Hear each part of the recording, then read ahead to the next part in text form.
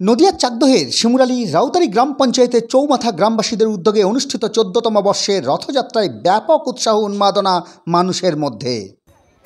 প্রতি বছর এই রথযাত্রাকে কেন্দ্র করে হাজার হাজার দর্শনার্থীদের সমাগম ঘটে অকুস্থলে। অপ্রীতিকর ঘটনা এড়াতে প্রস্তুত থাকে স্থানীয় চাকদহ থানার পুলিশ প্রশাসনের কর্মীরা।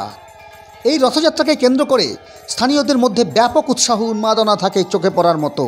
এই রথযাত্রা সম্পর্কে কি বলছেন স্থানীয় ব্যবসায়ী হরেকৃষ্ণ পাল, কী বা বলছেন মন্দির কমিটির সভাপতি টুটুল দাস? আপনারা শুনুন এই বাংলার সংবাদে। বাংলার সাথে মানুষের পাশে।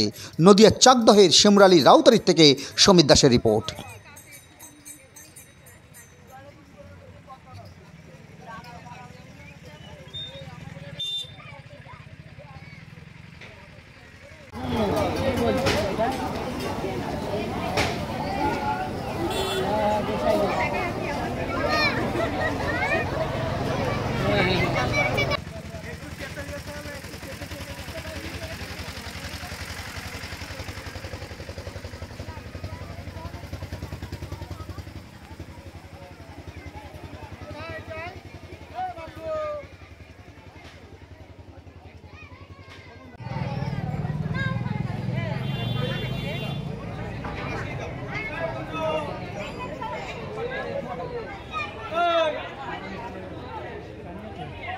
আজকে রথযাত্রা, এই রথ শিমুরালী চৌমাথা থেকে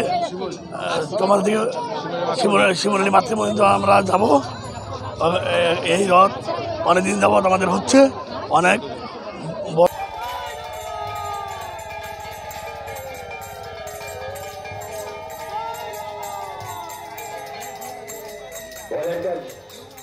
বিবেকানন্দ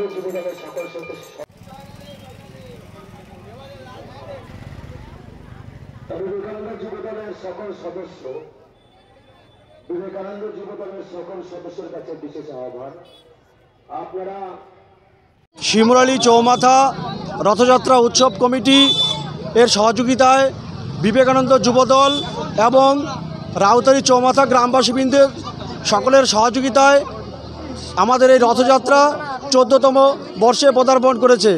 আমরা শিমুরালী চৌমাথা থেকে শিমুরালী বাজার মাতৃমন্দির পর্যন্ত যাব। ওখান থেকে আবার আমরা মন্দির প্রাঙ্গণে আসব। এখান থেকে মাসির বাড়ি স্বর্গীয় সুনীল বিশ্বাস, বর্তমানে প্রদীপ বিশ্বাসের বাড়িতে মাসির বাড়ি করা হয়েছে। সেখানে জগন্নাথ দেব 7 দিন থাকবেন।